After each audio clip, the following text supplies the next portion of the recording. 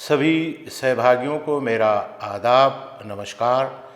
MOOCs के इस online पटल अर्थात प्लेटफॉर्म के अंतर्गत सीखने सिखाने का कार्य सतत जारी है। आज हम लोग 10वें सप्ताह के बीच में हैं। भाषा के पठन पाठन के लिए निर्धारित पाठ्यक्रम हिंदी भाषा बोध के व्याख्यान संख्या 48 में आप सभी का हार्दिक स्वागत है।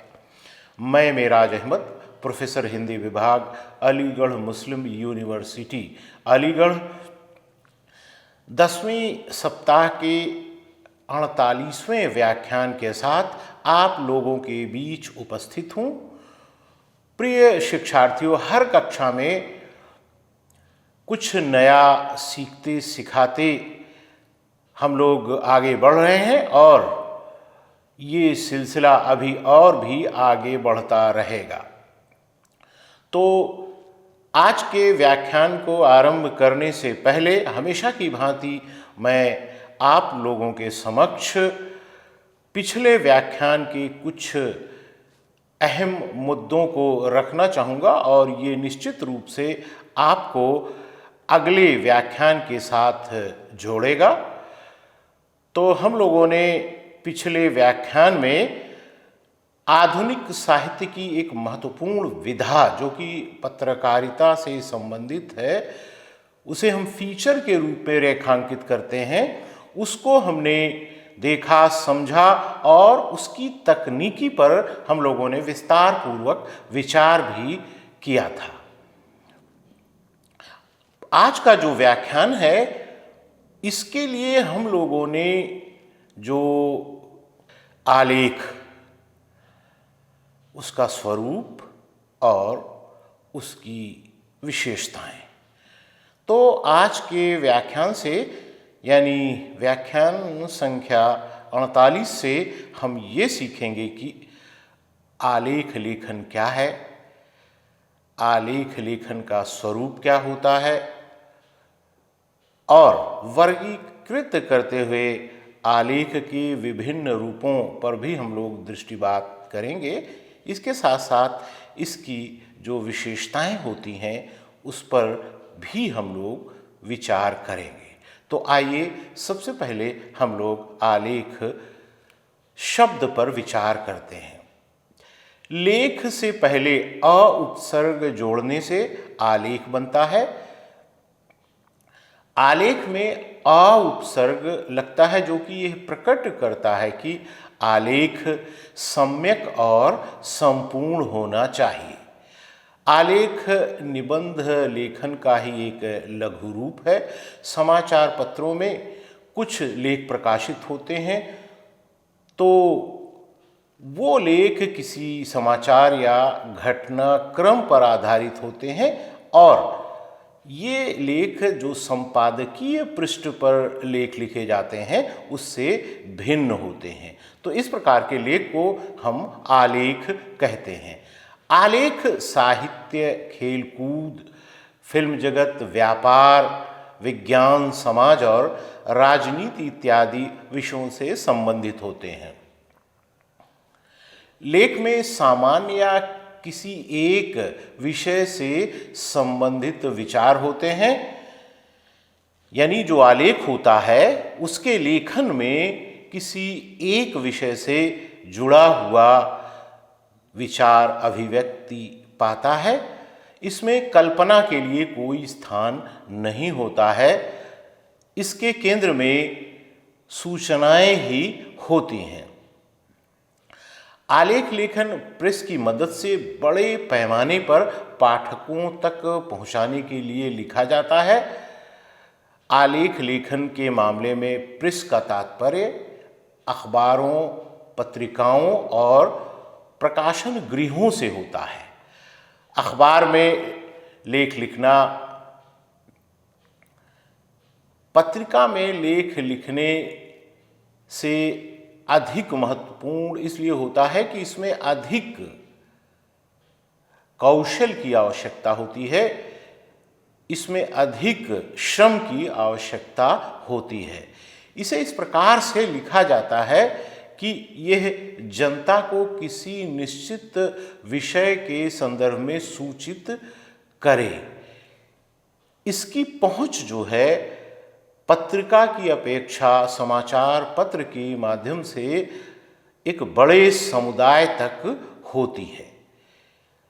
तो इसके लेखक का मुख्य उद्देश्य ये होता है कि इसके माध्यम से वह लोगों तक अपने विचारों को पहुंचा सके और विचार को पहुंचा करके अंततः उसका लक्ष्य ये होता है कि वो हो परिवर्तन लाए। आलेख वास्तव में लेख का ही प्रतिरूप होता है। ये आकार में निबंध से छोटा होता है परंतु लेख से बड़ा होता है। पहले ही इस बात का उल्लेख किया जा चुका है कि ये छोटा होता है और इसके लघु आकार के कारण कतिपय विद्वान इसको लघु निबंध की संज्ञा से भी अभिहित करते हैं और ऐसा प्रतीत होता है कि ये उचित भी है। इसमें सामान्यतया किसी एक विषय से संबंधित विचार होते हैं। वस्तुतः आलेख जो है वो गद्य की वो विधा है, यानी गद्य का वो रूप है जो किसी एक विषय पर सर्वांगपूर्ण और सम्यक विचार प्रस्तुत करता है। आलेख लेखन एक कला है, यानी इसको एक कला के रूप में भी हम रेखांकित कर सकते हैं। वर्तमान में यह अखबार, पत्रिका, ऑनलाइन माध्यम जैसे फेसबुक या दूसरे जो सोशल प्लेटफॉर्म हैं उस पर प्रकाशित होता है। कहने का आशय यह है कि इसके अभिव्यक्ति के लिए जो पटल होते हैं, जो माध्यम होते हैं, वो बहुत अधिक और बहुत विस्तृत है। आलेख लेखन विभिन्न प्रकार के होते हैं, तो इसको इनकी विशेषताओं के आधार पर, इनके विषय के आधार पर वर्गीकृत किया जाता है। तो हम लोग देखते हैं कि विषय के आधार पर आलेख कितने प्रकार के होते हैं।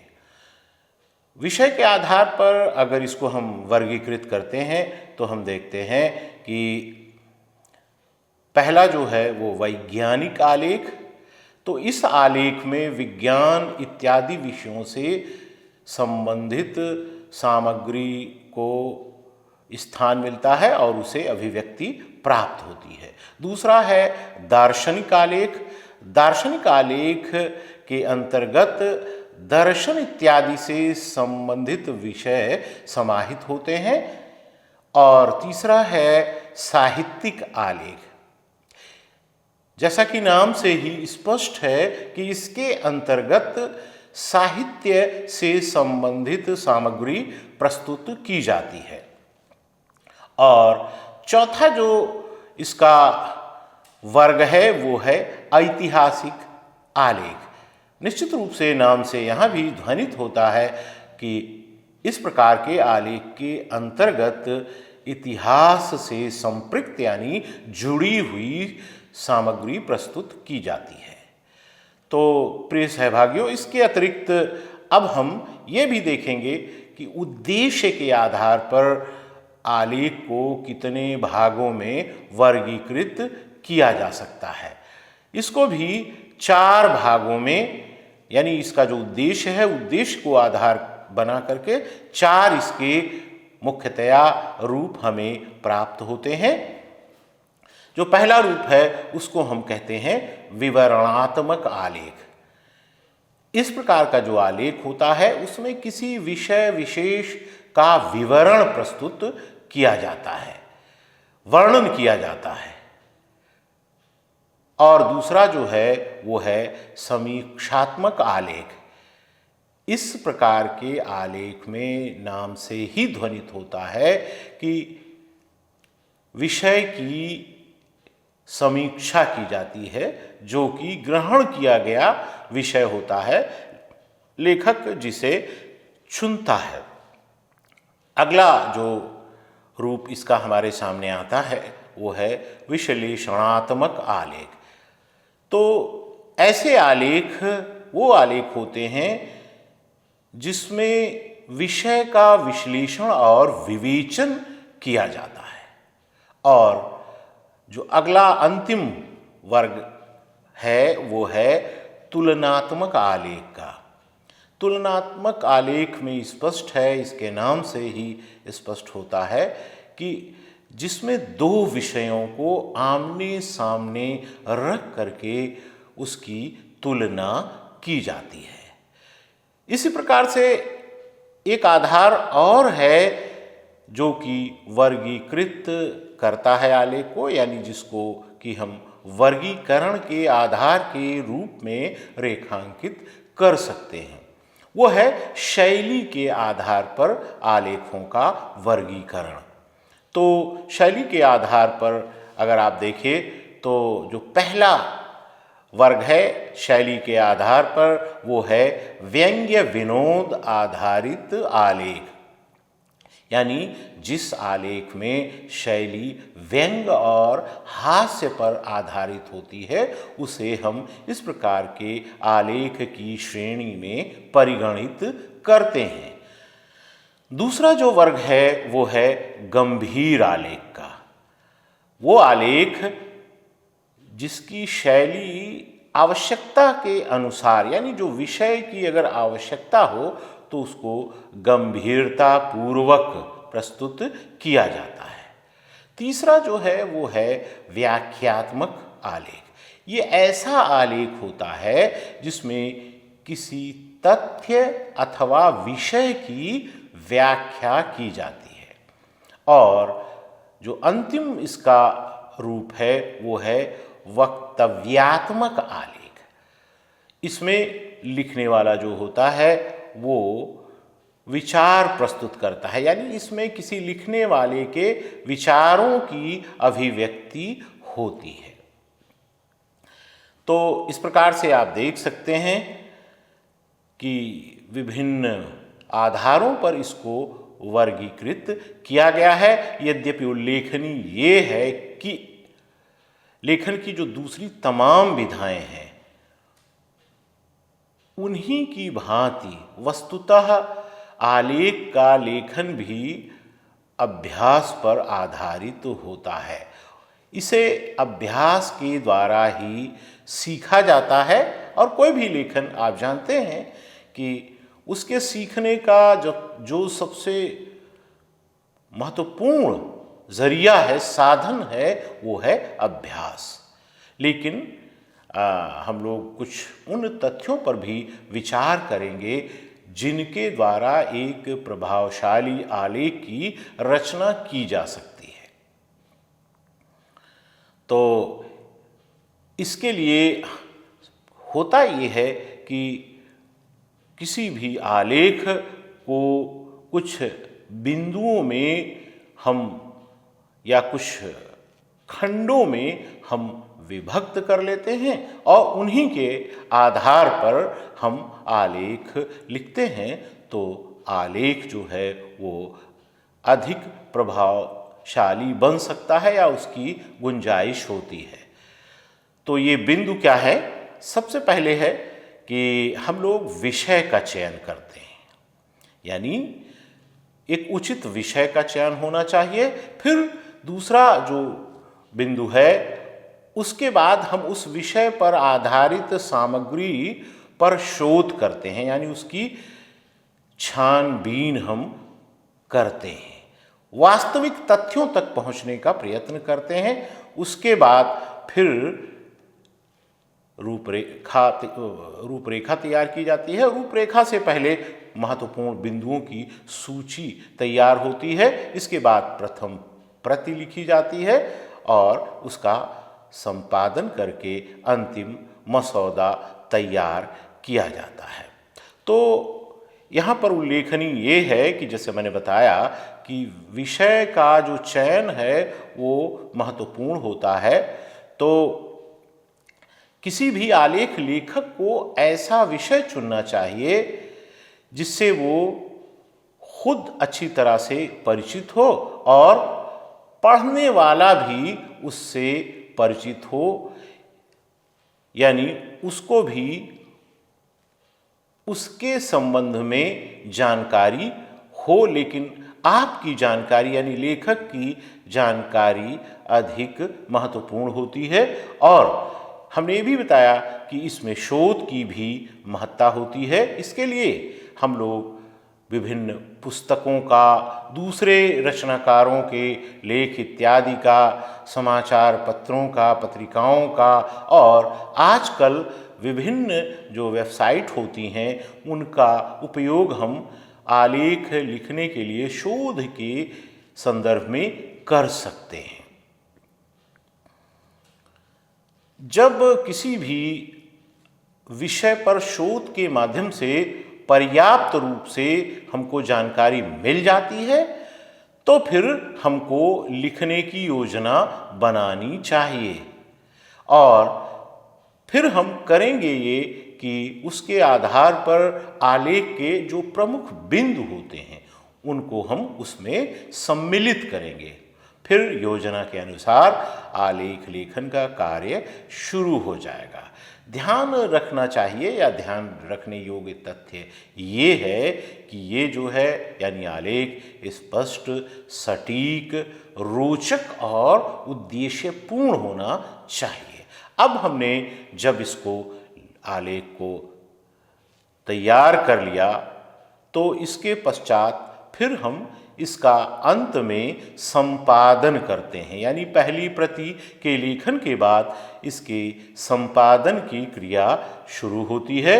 और संपादन के अंतर्गत इसमें जो त्रुटियां हैं उनको हम सुधारते हैं, और अगर आवश्यकता होती है तो कुछ एक शब्दों को भी हम बदलते हैं, वाक्यों को भी हम बदल करके, यानी कहने का आशय ये है कि हम ऐसे परिवर्तन करते हैं जिससे कि आलेख प्रभावशाली हो जाए। और अंत में इसके प्रकाशन की बारी आती है, और मैंने आप लोगों को पहले ही बताया कि बहुत सारे माध्यम हैं जिसमें कि ये प्रकाशित होते हैं, इनको प्रकाशित कराना होता है। तो आलेख लेखन वस्तुतः रचनात्मक और आत्माभिव्यक्तिपूर्ण गतिविधि है। ये सृजनात्मक भी है, इसमें क्रिएटिविटी भी होती है और आत्माभिव्यक्ति भी होती है। तो आलेख में एक नयापन, ताजगी, और महत्वपूर्ण बात है कि ऐसा होना चाहिए जिसके प्रति जिज्ञासा का भाव उत्पन्न हो। और आलेख लिखते समय विचार जो है लेखक के वो स्पष्ट होने चाहिए, लेकिन इसके साथ साथ विचार बेबाक भी होने चाहिए, यानी उसमें कोई लाग लपेट ना हो। और निश्चित रूप से भाषा जो है इसकी सरल हो, सहज हो और प्रभावशाली हो। विश्लेषण शैली अधिक प्रभावशाली मानी जाती है। पृष्ठभूमि विषय का प्रतिपादन, तुलनात्मक चर्चा और परिणाम इत्यादि से पहले हम विचार विमर्श करते हैं, और महत्वपूर्ण बात यह है कि इसके लिए एक अनुकूल शीर्षक भी चुनते हैं। शीर्षक जो है वो बहुत लंबा नहीं होना चाहिए, शीर्षक जो है वो छोटा होना चाहिए। तो आप उपर्युक्त तथ्यों के आधार पर देख सकते हैं कि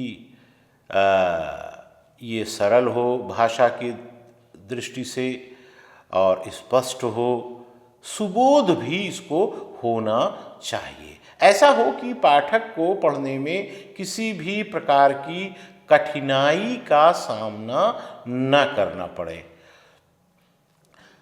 तो हमने पहले भी बताया कि जिज्ञासा इसकी महती विशेषता होती है, यानी आलेख को पढ़ करके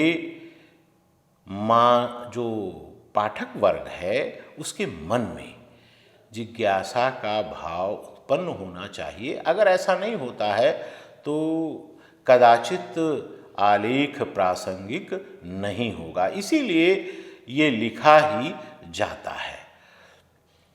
और जिज्ञासा के साथ साथ आलेख को पढ़ करके पाठक जो चाहता है उसके प्रति आश्वस्त की भावना भी उसके भीतर जागृत हो, तभी वो प्रभावशाली आलेख होगा।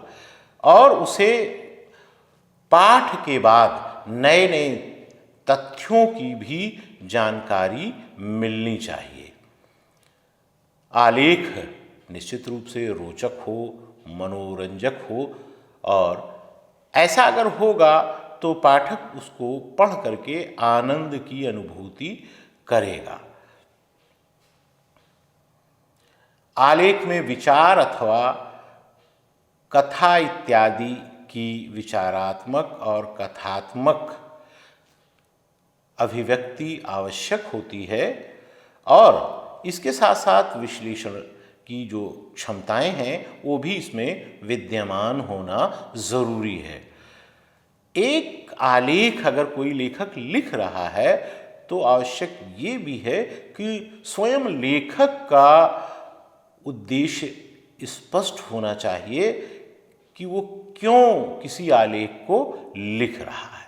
अगर उसका उद्देश्य स्पष्ट होगा तो निश्चित रूप से वो आलेख जो है वो पाठक को प्रभावित करेगा, इसमें किसी प्रकार के संदेह की कोई गुंजाइश नहीं है। अगर उसका उद्देश्य यानी लेखक क्यों लिख रहा है ये ही स्पष्ट नहीं है तो निश्चित रूप से वो आलेख प्रभावशाली आलेख के रूप में अपनी भूमिका का निर्वाह नहीं कर सकता है। किसी भी आलेख में संभावना और भावुकता का कोई स्थान नहीं होता है। कहने का आशय ये है कि वो तथ्यों पर आधारित होना चाहिए, उसमें संभावनाओं को आधार नहीं बनाया जा सकता है। यानी कहने का आशय कि उसमें क्या होगा, क्या हो सकता है कि बजाय क्या है। और दूसरी बात भावुकता, यानी भावुक होकर के कोई भी आलेख अगर लिखा जाता है तो वो आलेख निश्चित रूप से अपने लक्ष्य से भटक सकता है, उसके अपने लक्ष्य से भटकने की गुंजाइश होती है। तो इस तथ्य का हमें ध्यान रखना होगा जब कोई आलेख लिखे। और विषय के संदर्भ में भी महत्वपूर्ण बात ये है कि कोई भी आलेख जो है वो ज्वलंत मुद्दों पर लिखा जाना चाहिए। यूं ही किसी विषय को हम उठा करके आलेख का विषय नहीं बना सकते हैं, बल्कि कोई ना कोई मुद्दा हो, कोई घटना हो। और समारोहों को भी हम विषय के रूप में ग्रहण करते हैं, लेकिन गौरतलब ये है कि किसी भी समारोह को हम आलेख के विषय के रूप में ग्रहण नहीं कर सकते हैं, बल्कि आवश्यक ये होता है कि वो महत्वपूर्ण हो। अब हम इसके आकार पर अगर दृष्टिपात करें तो हम कह सकते हैं कि इसका आकार जो है वो बिल्कुल निश्चित नहीं होता है। जो हमने विषय ग्रहण किया है उसी के आधार पर इसका आकार निर्धारित होगा, यानी जो विषय की आवश्यकता होगी वही इसके आकार को तय करेगी। और पहले भी बार बार लेखन के संदर्भ में इस तथ्य का उल्लेख किया जाता है कि कोई भी लेखन गहन अध्ययन यानी गहरे अध्ययन के बिना प्रभावशाली नहीं हो सकता है। तो जब हम शोध करते हैं तो या जब हम सामग्री को ढूंढते हैं और उसको ला करके उसका पहले गहन अध्ययन करना चाहिए। आलेख जो है वो तथ्यों पर आधारित होता है, इसमें अनुमान की कोई गुंजाइश नहीं होती है। और एक बात और महत्वपूर्ण है कि इसका समापन भी आरंभ की भांति ही रोचक होना चाहिए। और अंत में ये भी महत्वपूर्ण तथ्य है जिसका मैं उल्लेख करना चाहूँगा कि आलेख जो है यद्यपि जो विषय है उसके आधार पर उसका आकार होता है, लेकिन लेखक का प्रयत्न ये होना चाहिए कि वो अधिक बड़ा ना हो, छोटा ही हो। और छोटा होगा तो उसको पाठक कम समय में पढ़ लेगा। लेकिन फिर मैं यहाँ पर ये कहना चाहूँगा कि संक्षिप्तता का जो आग्रह है लेखक का, वो कहीं ऐसा न हो कि लेखक के लक्ष्य को ही विशृंखलित कर दे, यानी जो वो कहना चाहता है वो उसके माध्यम से ना कह पाए। और फिर मैं ये बात आप लोगों के सामने दोहराना चाहूँगा कि महत्वपूर्ण जो लेखन के लिए सबसे महत्वपूर्ण तत्व होता है वो होता है प्रतिभा, लेकिन उससे भी अधिक अनुभव और अंत में सबसे अधिक अभ्यास। ये जितना भी किसी लेखक के भीतर गुण होगा, आलेख उतना ही अच्छा होगा। तो मैं समझता हूँ कि आज का जो ये सत्र है यानी व्याख्यान है, उसका विषय जो हमने चुना था उस पर हमने समय के अनुसार सामग्री प्रेषित करने का प्रयत्न किया है और इसके विविध रूपों को हमने आपके सामने रखा है। आशा है कि आप लोग इसके कलेवर से, इसकी विशेषताओं से और इसके लिखने के लिए जो आवश्यकताएं होती हैं किसी लेखक के भीतर, आप परिचित हो गए होंगे। तो आपको आलेख लेखन की प्रक्रिया भी समझ में आ गई होगी और अपने मुख्य विषय को समाप्त करते हुए अपने अंतिम क्रियाकलाप की तरफ हम आते हैं।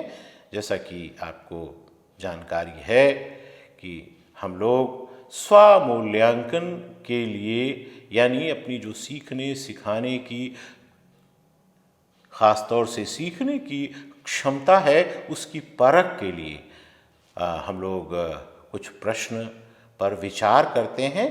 तो आज भी हम बहुविकल्पी प्रश्नों के माध्यम से अपनी परख करेंगे, लेकिन उससे पहले हम आपके सामने व्याख्यान संख्या 47 के उत्तर प्रस्तुत कर रहे हैं। पहले प्रश्न का उत्तर है विकल्प अ, दूसरे का है द, तीसरे का सा, चौथे का बा और पांचवें का बा। अब प्रश्न देखिए। प्रश्न नंबर 1, आलेख किसका लघु रूप है? विकल्प अ निबंध, विकल्प ब लेख, सा दोनों का, द दोनों में से किसी का नहीं। प्रश्न नंबर 2 है, आलेख किससे बड़ा होता है? विकल्प अ निबंध से, विकल्प ब लेख से, सा दोनों से और द किसी से नहीं। प्रश्न नंबर 3 है, विषय के आधार पर आलेख को कितने रूपों में या किस रूप में वर्गीकृत करते हैं? नंबर 1 वैज्ञानिक आलेख यानी अ विकल्प वैज्ञानिक, ब दार्शनिक, सा ऐतिहासिक और द सभी, इनमें से सभी। प्रश्न नंबर 4 है, शैली के आधार पर आलेख को वर्गीकृत करते हैं या कितने प्रकार के होते हैं? अविधात्मक आलेख, वक्तव्यात्मक आलेख, व्यंग्य विनोद पर आधारित आलेख और व्याख्यात्मक आलेख। और अंत में 5वां प्रश्न है, आलेख का विषय होता है खेल कूद, फिल्म जगत, व्यापार और अंतिम विकल्प सभी। तो इस प्रकार से प्रश्न भी आपने देखे।